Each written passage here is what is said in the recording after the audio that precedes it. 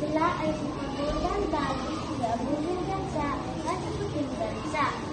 Nagkwentuhan nila at di natagal ay nagpaalam ang magkapatid na Gansa.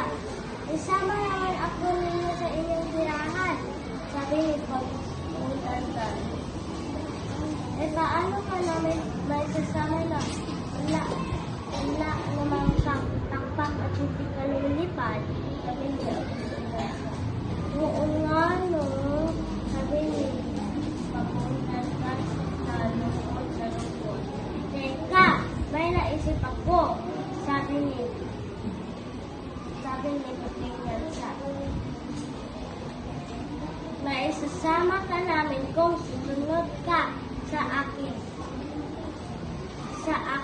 sasabihin. Salamat, ipangako kung susunod ako sa inyong sasabihin. Sabi ni Paguldan Dali. Kagatin mo ang gitna ng patpat. Kagatin naman namin ang mas kabilang dulo ng patpat.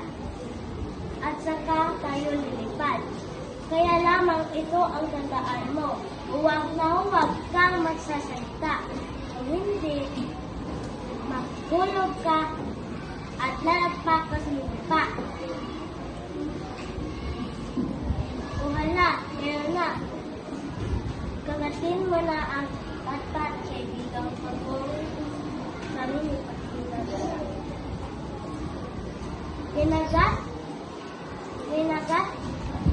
Ginagat mo Abuling Gansa at isang dulo ng patpat. Ginagat naman ni Puting Gansa ang kabilang dulo ng patpat. At lumilipad sila.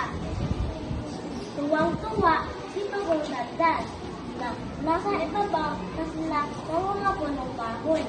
Waring na nakaakyat sa langit ang pakiramdam ni Paguldan Dali. Nakita ng mga bata si Paguldan Dali lumilipad.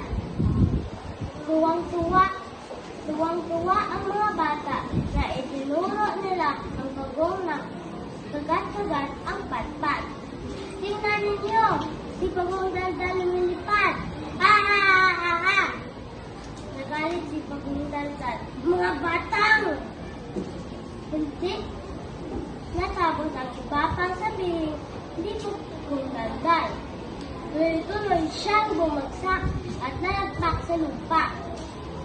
Kaawa-awang Pagong nasabi ni Abuling Gansa at ni Puting Gansa. Aral! Tuparin ang itinangako sa iba. Mas mainam ang tao may isang salita kaysa puro salita. Mahina naman sa gawa. At dito nagtatapos ang aking kwento. Ang madaldal na Pagong.